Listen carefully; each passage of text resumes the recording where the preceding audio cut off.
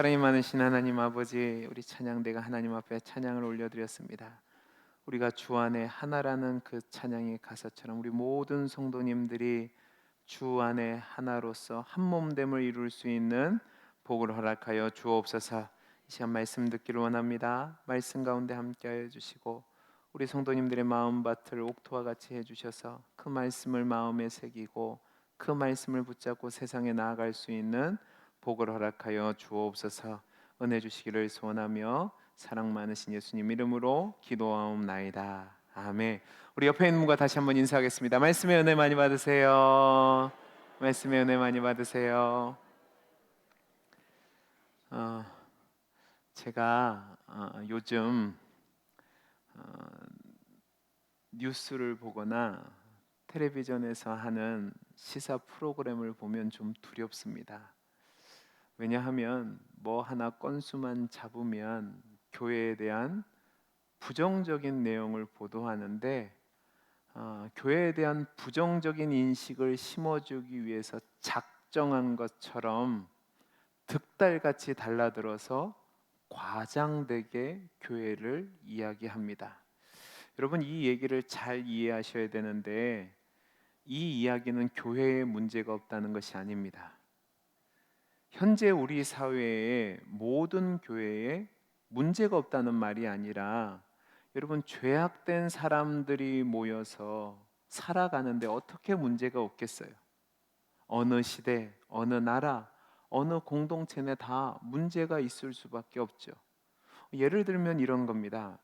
여러분, 제가 몇 번이나 말씀드렸는데 우리가 일본의 치하에 있을 때 독립운동에 가장 큰 힘을 쏟은 종교는 두말할 여지 없이 기독교입니다.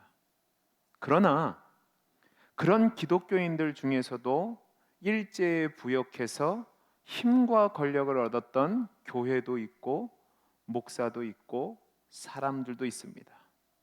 그런 사람들이 있다고 해서 모든 교회와 성도와 목사를 욕할 수 없죠. 독일도 마찬가지였습니다. 히틀러가 나치를 통해서 정말로 말도 안 되는 일들을 벌일 때 보네포 목사님과 같은 분들은 생명을 걸고 저항했지만 그러나 그 나치에 굴복하고 연합해서 자신들의 이속을 챙기던 교회와 목사들도 있었습니다. 지금도 마찬가지입니다. 지금도 정말로 모범되고 아름답고 훌륭한 교회와 성도들 많이 있습니다. 그러나 문제 있는 사람들도 있을 수 있죠. 근데 문제는 지금 우리 사회가 해도 너무하다 싶을 정도로 교회에 대한 부정적인 인식을 심어주기 위해서 정말 혈안이 되어 있는 것 같습니다. 정부도 그렇고 언론도 그렇고 교회를 공격하니까 교회가 만신창이가 되어버렸습니다.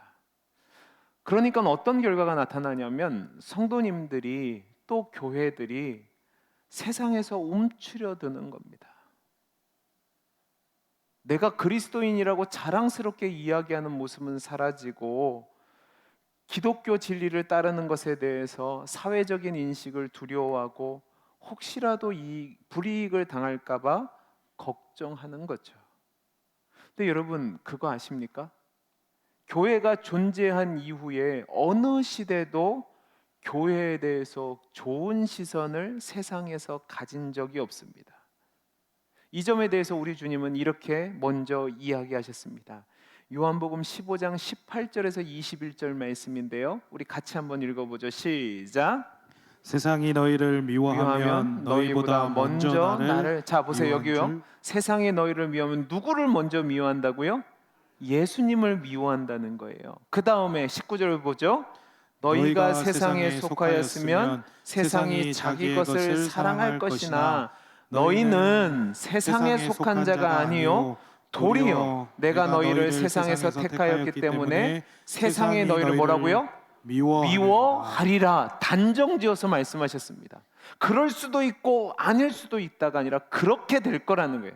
그 다음에 20절이요. 시작. 내가 너희에게 종이 주인보다 더 크지 못하다 한 말을 기억하라. 사람들이 나를 박해하였은즉 너희도 박해할 것이요 내 말을 지켰은즉 너희 말도 지킬 것이라. 그러나 사람들이 내 이름으로 말미암아 이 모든 일을 너희에게. 여러분, 여기서 이 모든 일은 뭐냐면 예수님을 향해 했던 배척과 조롱과 모욕과 결국은 십자가에 못 박게 하는 겁니다. 그 모든 일을 너희에게 하나니 이는 나를 보내신 이를 알지 못함이라라고 되어 있습니다. 예수님이 하신 말씀을 기억하십시오. 우리가 주님에게 속하여 있으면 세상은 자기 것이 아니니까 사랑하지 않아서 우리를 미워한대요. 그러니까 저와 여러분이 하나님 안에 주님께 속하여 하나님 뜻대로 살아가면 우리가 그들 편이 아니니까 세상이 우리를 미워하는 것이 당연합니다. 그래서 저와 여러분이 말씀대로 하나님 뜻대로 살아가려고 하면 할수록 당연히 냉대를 받고 손가락질을 받고 모욕과 수치를 당하는 겁니다. 그러나 여러분, 여기서 우리가 주목해야 될 것은 무엇이냐면 우리가 하나님 앞에서 올바르게 살다가 세상에게 고집이 세다, 융통성이 없다, 밥맛이 없다, 너만 잘났냐, 그런 이야기를 듣는 것은 문제가 되지 않아요. 세상에서 조롱당하고 왕따당하는 거 괜찮아요. 근데 문제는 저와 여러분들이 세상과 친밀해지고 세상과 밀착하고 그 가치관을 따라 살다가 세상과 별 차이가 없을 뿐만 아니라, 아니 오히려 더 나아가서 더 문제가 되고 더 죄악되고 더 치졸한 모습을 보이는 것 때문에 세상의 비난과 걱정거리가 되면 이거는 문제가 되는 겁니다. 저와 여러분이 반드시 기억해야 될 것이 무엇이냐? 저와 여러분이 주를 위해 살다가 말씀대로 살다 보니 세상에서 조롱을 당하고 멸시를 당하고 핍박을 당하고 어려움을 당하는 것은요, 우리의 영광입니다. 아무도 아멘을 안 해요. 싫은 거죠. 그러나 진짜 그것이 우리의 영광이고 성도로서 그 영광을 알기에 타협하거나 눈치를 보거나 숨을 이유가 없다는 겁니다. 하지만 지금 우리 주변을 보면 많은 성도들이 이렇게 성도로서의 자존감과 정체성과 사명을 잃어버린 채 주님의 뜻과 판단을 따르기보다는 세상의 평가를 두려워하고 의식하고 쩔쩔매며 살아가는 것을 봅니다.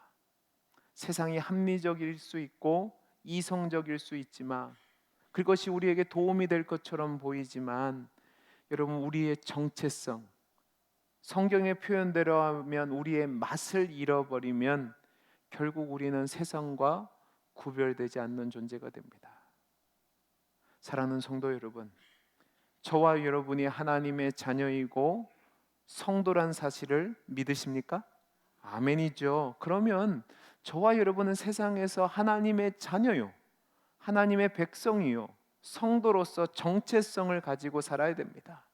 세상을 두려워하지 않고 성도답게, 백성답게, 자녀답게 하나님 안에서 하나님 뜻대로 살아가야 돼요.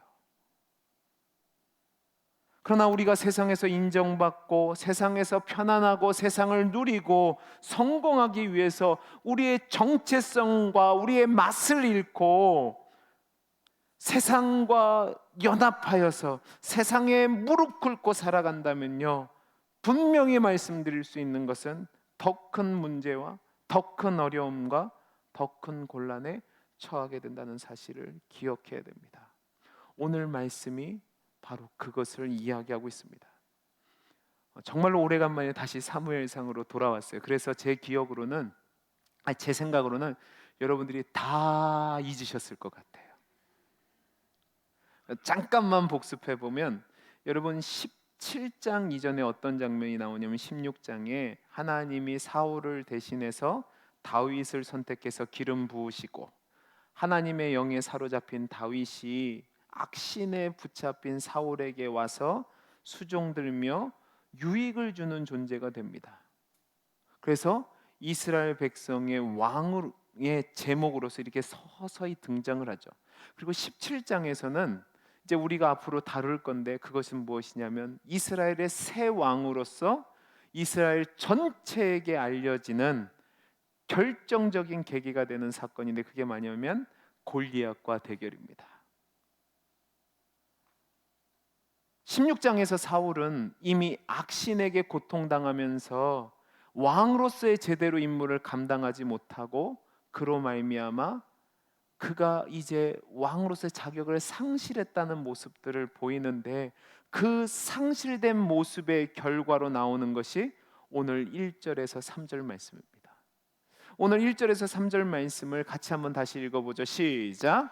블레셋 사람들이 그들의 군대를 모으고 싸우고자 하여 유다에 속한 소고에 모여 소고와 아세가 사이에 에스베스 담밈에 진침해 사울과 이스라엘 사람들이 모여 엘라 골짜기에 진치고 블레셋 사람들을 대하여 전열을 벌였으니, 블레셋 사람은 이쪽 산에 섰고 이스라엘은 저쪽 산에 섰고 그 사이에는 골짜기가 있더라. 자, 보세요.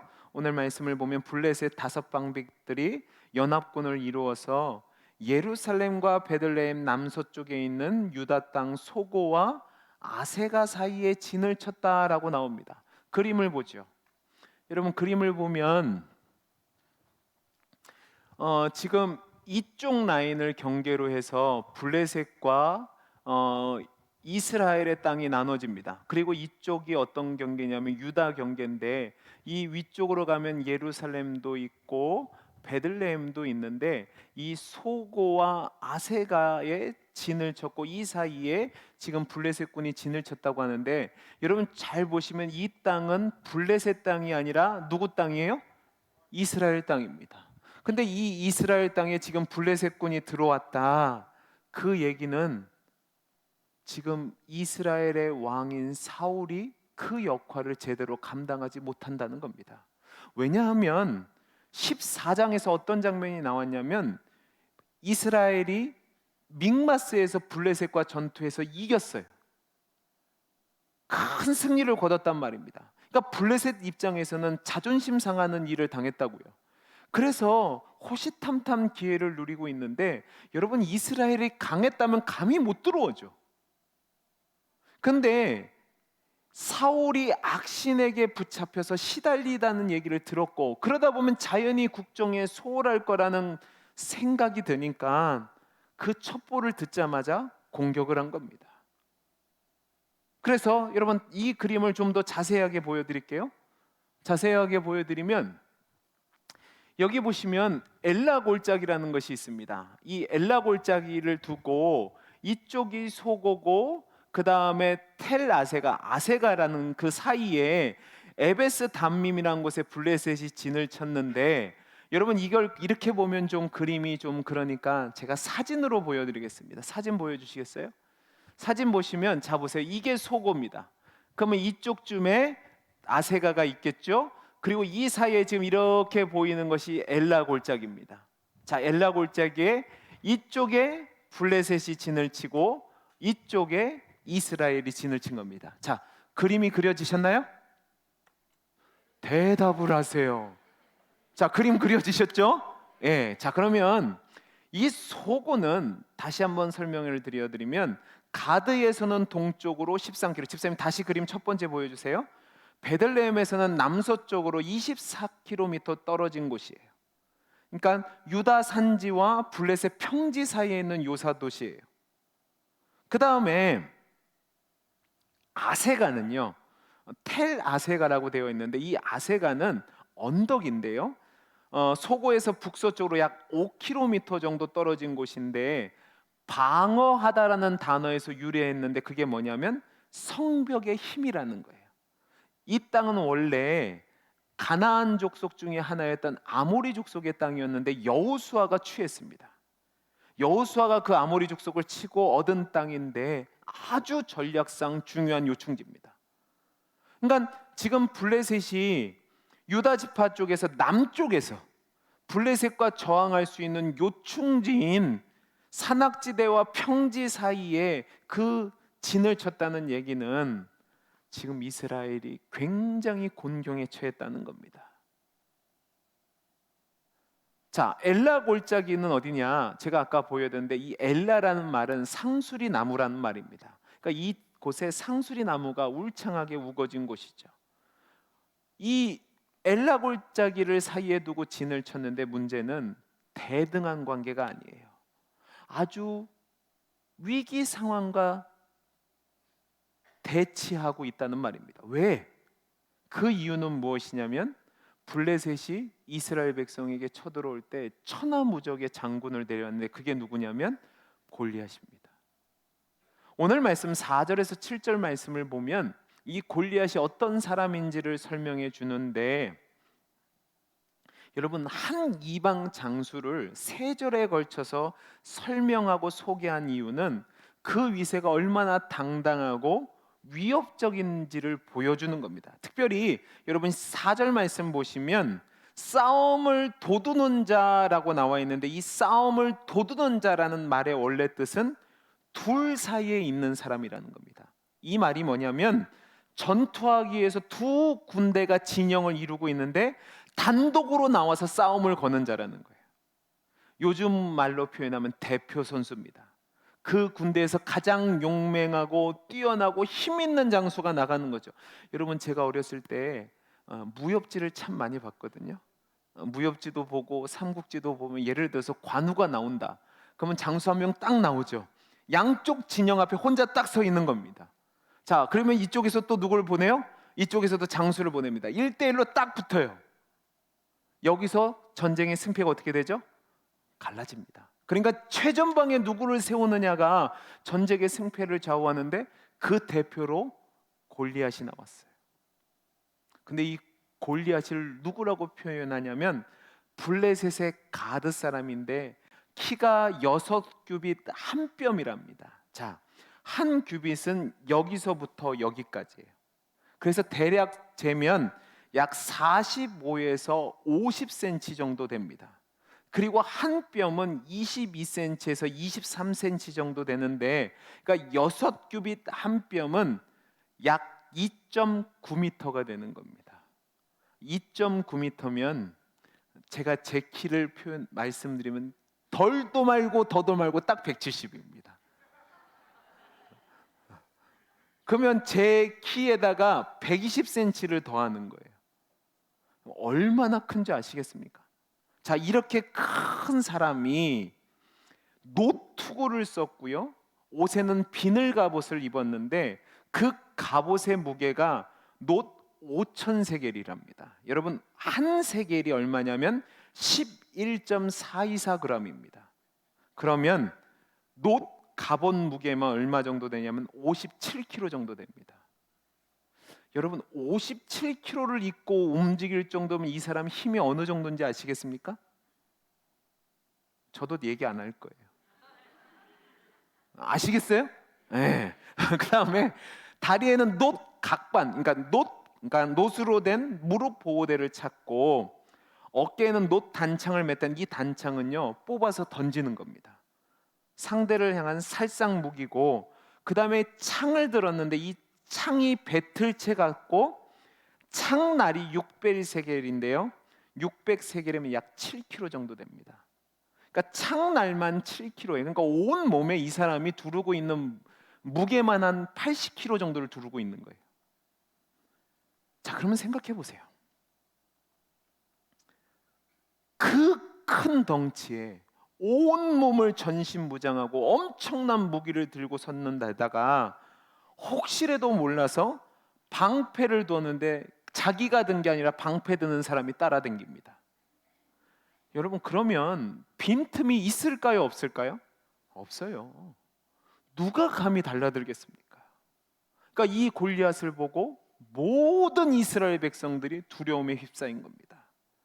근데 더 큰 문제는 뭐냐면, 더 고통스러운 건 뭐냐면, 이 골리앗이 매일마다 하루도 쉬지 않고 40일 동안이나 나와서 나랑 한판 붙자 그러는 겁니다. 근데 그 한판 붙자가 그냥 한판 붙자가 아니라 8절에서 10절 말씀을 나오는데요. 자, 10절 말씀을 같이 한번 읽어보죠. 10절 말씀을 읽어보겠습니다. 시작. 그 블레셋 사람이 또 이르되 내가 오늘 이스라엘 군대를 모욕하였으니 자, 뭐래요? 사람- 이스라엘의 군대를 모욕하였으니입니다. 어떻게 하냐면, 야, 니네 중에 나랑 싸워서 대적할 사람 있으면 나와봐. 나는 블레셋에 속했고 너희는 이스라엘 백성인가 한번 싸워보자 이거예요. 그래서 니네 중에 한 사람이 나와서 나를 이기면 우리 블레셋이 지는 거고, 네가 지면 이스라엘이 우리한테 지는 거예요. 이러는 거예요. 근데 아무도 못 나가요.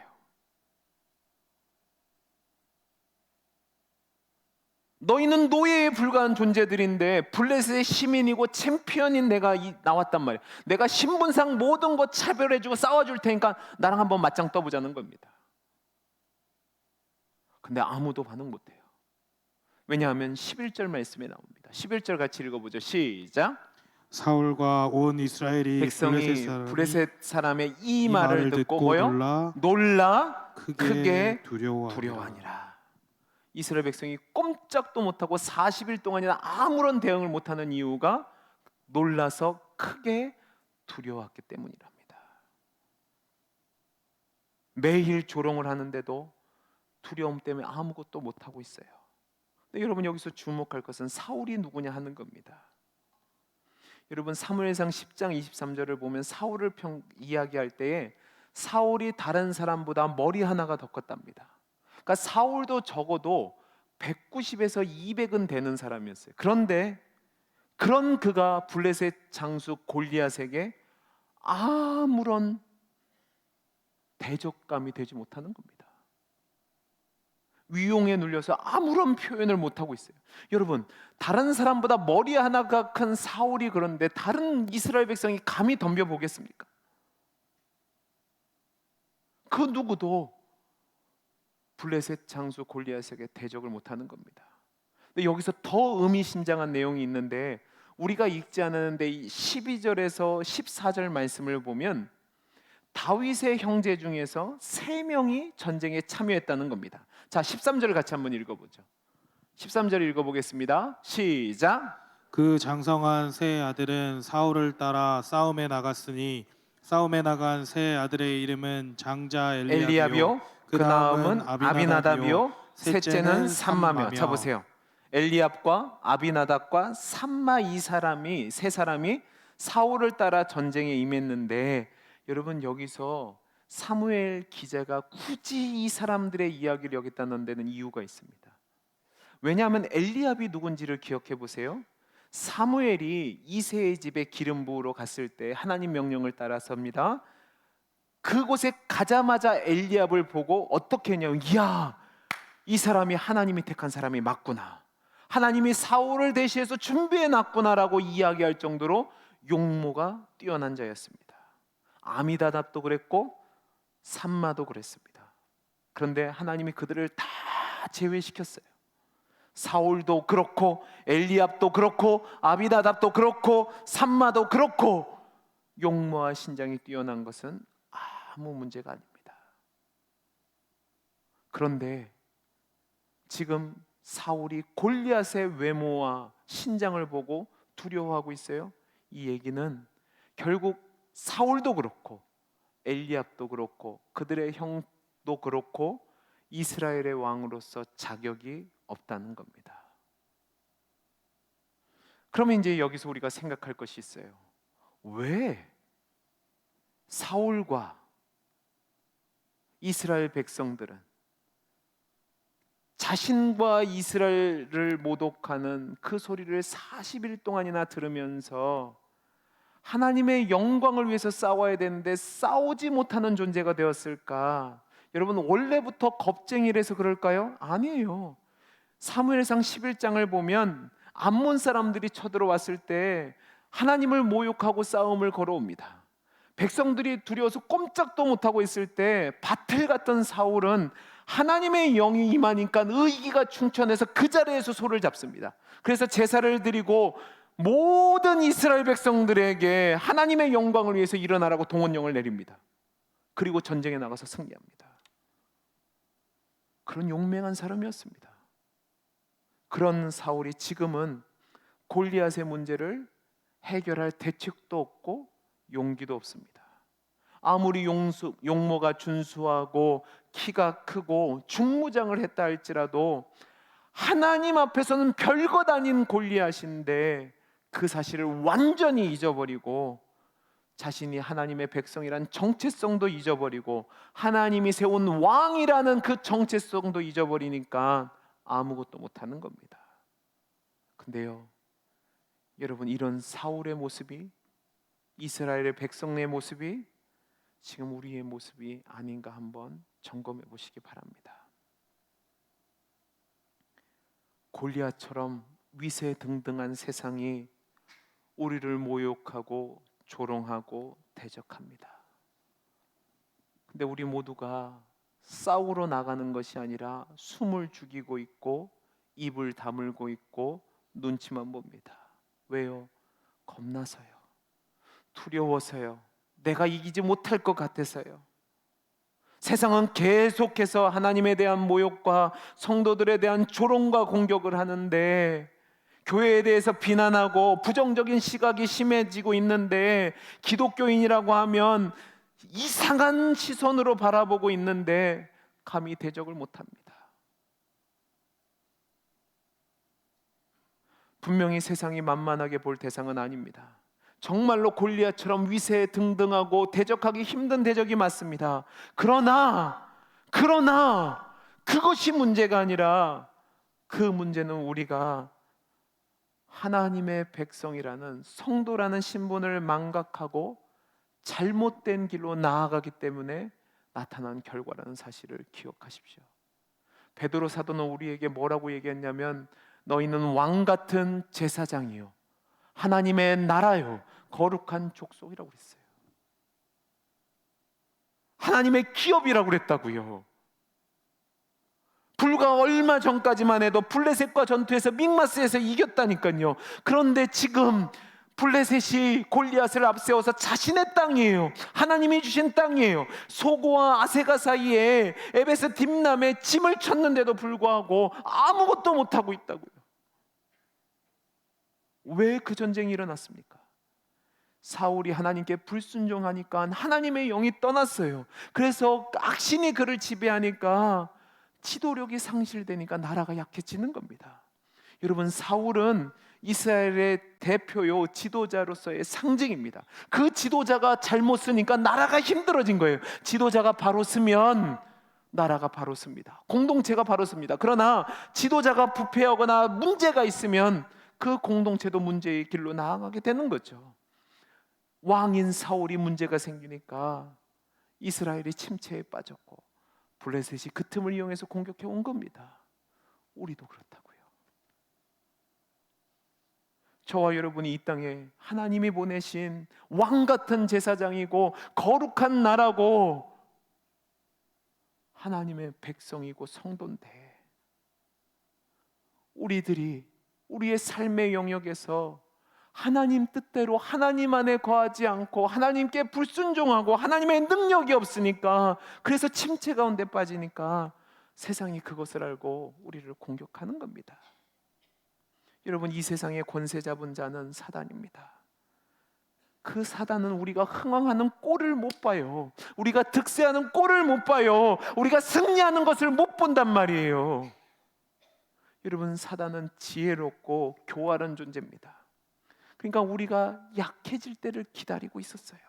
우리가 하나님의 교회다움을 유지하고 하나님 뜻대로 살아가려고 하고 충성된 자로 성도의 정체성을 유지하고 있을 때는 감히 대적하지 않고 기다리고 있습니다. 그런데 어느 순간 우리가 편안해지고 잘 살게 되고 넉넉해지다 보니까 세상이 좋아요. 그 세상이 좋으니까 세상에 물이 들고 세상과 타협하고 세상의 부와 명예와 성공을 쫓아가다 보니까 하나님 교제가 단절돼요. 하나님과 뜻과는 상관없는 모습을 보여요. 그러니까 온 힘을 다해 이제 사단이 공격하는 겁니다. 사랑하는 성도 여러분, 우리가 믿는 하나님과 하나님의 나라와 하나님의 통치는 영원합니다. 아멘이십니까? 우리는 그 은혜 안에 사는 존재예요. 그 통치 안에 사는 존재예요. 그러면 우리는 그 은혜의 통치를 드러내며 살아야 될 사명이 있는 존재들입니다. 근데 지금 우리의 모습을 보면 세상을 이기는 존재가 교회가 아니라, 성도가 아니라 세상이 이기는 것처럼 보입니다. 왜요? 우리의 사명을 잊어버렸고, 우리의 정체성을 잊어버렸고, 우리의 맛을 잃어버려서 그렇습니다. 여러분, 이스라엘 백성을 하나님이 제사장 나라로 세우신 이유가 뭡니까? 그들이 하나님을 최고의 통치자로 모시고 왕으로 모시고 살아갈 때에 다른 주변에 많은 나라들이 있지만 그 다른 나라들과 다른 하나님의 은혜와 사랑 속에 살아가는 나라가 어떤 모습인지를 보여서 그것을 통해서 주변의 사람들이 하나님께 나오도록 하는 축복의 통로로 세우셨습니다. 저와 여러분도 마찬가지죠. 저와 여러분을 세상의 왕 같은 제사장으로, 거룩한 나라로, 하나님의 소유로, 성도로 살게 하신 것은 우리가 세상과 잘 먹고 잘 살고 세상에서 떵떵거리며 사는 것이 아니라 세상 속에서 어떠한 상황과 환경에서도 흔들리지 않고 하나님 백성답게 거룩하고 순결하고 당당하고 훌륭하고 멋진 삶을 살아가서, 아, 너희는 다르구나. 그래서 하나님께로 인도하는 축복의 통로로 삼으셨는데, 그래서 하나님의 하나님 되심을 나타내야 되는데 우리가 세상을 두려워하고 세상의 걱정과 염려 속에서 있으니까 그 사명을 감당하지 못하는 겁니다. 사랑하는 성도 여러분, 정말로 저와 여러분은 하나님의 백성답게 살아가고 있습니까? 우리 교회는 정말로 이 세상의 빛과 소금으로서 하나님의 백성다운 그 정체성을 드러내고 살고 있냐는 말입니다. 정말 큰 파도와 같이 골리앗과 같은 세상의 문화와 철학과 가치관이 우리를 향해 대적해 올 때에 여러분은 두려움 가운데 숨어 있습니까? 아니면 성도답게 당당하고 의연하게 나아가서 싸우고 계십니까? 여러분, 요한복음 16장 33절 말씀을 기억해 보시기 바랍니다. 우리 같이 한번 읽어보죠. 시작. 이것을 너희에게 이르는 것은 너희로 내 안에서 평안을 누리게 하려 함이라. 세상에서는 너희가 환난을 당하나 담대하라. 내가 세상을 이기었노라. 뭐라고요? 세상에서 너희가 환난을 당하나 담대하라. 내가 세상을 이겼노라. 왜요? 세상을 이기신 주님이 우리의 주님이시기 때문에 그렇습니다. 우리가 주님 안에 있으면 그 어떤 상황과 환경 속에서도 세상을 이기신 분이 나의 주님이니까 같이 나가서 싸울 수 있는 거죠. 여러분, 보이는 것이 다가 아닙니다. 나타나는 현상을 보면 나는 아무것도 아닌 것처럼 보이고 세상은 골리앗과 같이 천하무적처럼 보일 수 있습니다. 근데 여러분, 겉모습을 보고 포기하거나 두려워하거나 숨지 마십시오. 좌절하거나 낙심하지 마십시오. 그것이 무엇이든지 간에 말입니다. 왠지 아세요? 우리 주님이 이기신 분입니다. 여러분, 보고 아세요? 보고 아세요? 네. 보고가 잡히면 요만한 게 어떻게 하죠? 이래요. 왜 그럴까요? 크다는 거죠. 그죠? 작은 물고기들이 큰 상어와 같은 대적자를 맡으면 어떻게 하는 줄 아세요? 뭉쳐서 크게 보여요. 근데 진짜로 커요? 아니면 작아요? 작죠. 세상이 그렇습니다. 세상이 아무리 몸을 부풀려서 골리앗처럼 거대한 파도처럼 여러분을 이기려고 해도 여러분이 누구 안에 있어요? 세상을 이기신 주님 안에 있으면 우리는 이길 수 있습니다. 그것이 질병일 수도 있고, 그것이 물질의 문제일 수도 있고, 그것이 세상의 여러 가지 문제일 수도 있습니다. 여러분, 두려워서 숨지 마십시오. 세상이 여러분을 조롱하고 욕하고 미워해도 결국 그들이 우리를 부러워하며 하나님 앞에 나올 수 있는 축복의 통로로 살아가시기를 바랍니다. 그것이 성도의 본분입니다. 저는 우리 교회가, 우리 성도님들이 이 세상에서 정말로 멋진 하나님의 사람들이 되기를 바랍니다. 어깨를 펴시고 당당하고 의연하게, 멋지고 훌륭하게, 거룩하게, 지지 마시고 두려워서 숨지 마시고 떨지 마시고 이미 세상을 이기신 주님 안에서 세상에 나아가서 빛과 소금의 맛을 다하며 하나님의 백성답게, 성도답게, 자녀답게 살아가는 저와 여러분이 되기를 간절히 소원합니다. 기도하겠습니다. 사랑이 많으신 하나님 아버지, 골리앗과 같은 세상이 우리를 이기려 합니다. 우리를 공격합니다. 두려워 떨지 않게 해 주옵소서. 믿음을 가지고 세상을 바라보게 하시고 그리스도 안에 거하면서 아름답게, 거룩하게, 멋지고 훌륭하고 매력적이고 흔들리지 않는 성도의 삶을 살아내게 해 주옵소서. 은혜 주심을 감사하며 사랑 많으신 예수님 이름으로 기도하옵나이다. 아멘. 우리 찬송가 384장 1절